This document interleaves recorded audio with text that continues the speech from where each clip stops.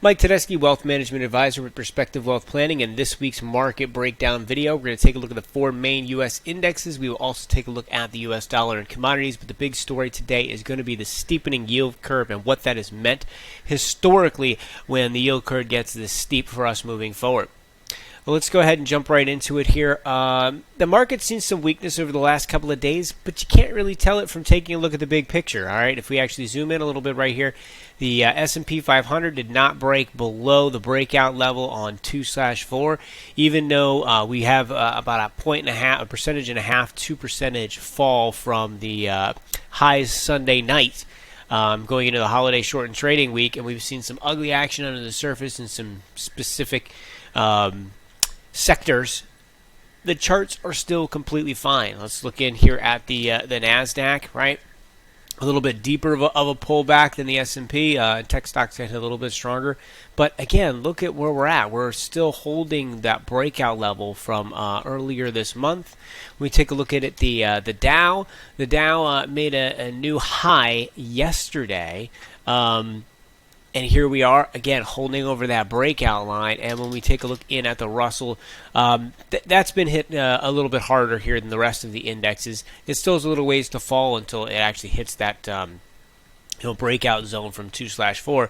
But as we know, I mean, it's been a leader since it made that new high back towards the end of last year. It's pushed up considerably stronger than the rest of the indexes. So some cooling off there wouldn't be unexpected. And if you look at that uptrend, we have, again, still have a series of higher lows and higher highs. So even though the last couple of days, maybe if you were looking at individual stocks, some things did get hit pretty good. But the indexes themselves, stocks as a whole, none of them breached any key levels. None of them broke down, to any area that is concerning at this point. If the selling accelerates and continues, that would be a different story. But so far, that hasn't happened. Let's take a look in at the U.S. dollar. The U.S. dollar had a big rally here over the last a month or two. We pushed up, looked like we were going to kind of get back to that 92 zone, and we failed. And we spoke about this, and that's why this box is on the chart. I said 92 is really that zone to see where this goes. We fell back down, and then we pushed right into that previous resistance line that we've had drawn for months, if not a year at this point. And that acted as resistance, and it looks like the dollar wants to kind of head lower here as well. So again, really watching this zone. We've got to get underneath 89 or over 92. Anything in here is just kind of that sideways action. You'll notice we go back to July. It took July, August, September, October, November, almost into December before we left the previous range. It's a number of months. We've been in this now for about 3. We could still continue to trade sideways for another month or two. We'll keep watching it, but nothing's really changed in the bigger picture there. Gold, really not having a good week at all, falling back down to that 1750 zone, made a lower low than we had back in November. Still right there at that original breakout spot from last June. When we take a look at the bigger picture, right, we're still holding onto this key level, but barely.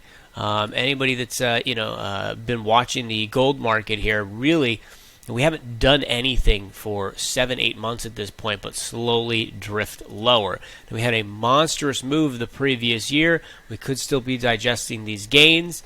We take a look at some of the other precious metals, and if I was seeing the same type of weakness out of silver that we were seeing in gold, I'd be a lot more concerned. But the fact that silver's holding up well, actually made a new high this month, and is still well off of its support area back at 22. We're up at 27.5 at the moment. Right, this puts a little bit more credence in the metals still have the potential to make that run. If silver was breaking down along with gold here, I'd have a lot more concern. And platinum has been extremely strong. In fact, it's had a 7% up day earlier this week. It's at about 1,300 while we're taking a look at this right now. I mean, this is an explosion here to the upside. So, we still are seeing some good action in some of the metals. Copper making a monstrous breakout here. We've talked about this zone, that 380 to 390 level, for a year as an important key level to watch, and we have blown right through it here. Looking at that next move back up to that 450 zone, that's that next area to pay attention to in on the copper chart. We don't talk about it that often, but I did want to take a look at Bitcoin. It continues to push higher. I've heard some people say that part of the reason gold's not acting as well is Bitcoin's attracting gold's money. I'm not going to speculate into whether that is true or not, but there is another store of value play that's based in technology, and that would be Bitcoin. And from the lows that we had around that 3,000 to that breakout at 20, right, there's three targets that we got taking a look from a fib extension standpoint. The first one was 41,000. That's exactly where we ran into the first time and had that pullback. The second zone is right in here at about 54,000. And the next one is up at 71,000. So we're continuing to watch this space as it continues to run and see solid inflows as major companies are putting it on their balance sheets. Others could follow suit. It's certainly an area of the market that is seeing an explosion at this time. Last thing we want to take a look at here before we jump into the steepening yield curve is the emerging markets. They had a little bit of a pullback here over the last couple of days as well. As you can see, they're still holding the line that we drew at that breakout at that 1,400 level. So we're going to continue to watch that. Same messages apply as the major U.S. index as well. Still continuing its grind higher and still holding above those breakout levels. Now, there's a few areas for concern. One, of course, is the smart money, dumb money confidence indicator. The smart money is now extremely low. We're at 16%, and the dumb money confidence is up almost at that 90%. This is about as wide and as split as this chart kind of gets. So we're going to continue to pay attention to this because as sentiment continues to get that extreme, eventually we're going to have some sort of move back towards each other. Again, it doesn't mean the market's going to crash. At some point, we're going to run into some weakness, and this sentiment will slowly work its way back down towards more normalized levels. So we're going to pay close attention to that. When we take it the 2-year, 10-year yield curve, and we look at any time where it's dropped below 0 and then come back up over 110, this chart goes all the way back to the 1990s. We can see that we had that happen here, and we were right at the beginning of a major expansion of the market. We saw that happen again in 2000 and 2001, and then we still continued to head lower for a while. That was very near a very important inflection point in the market.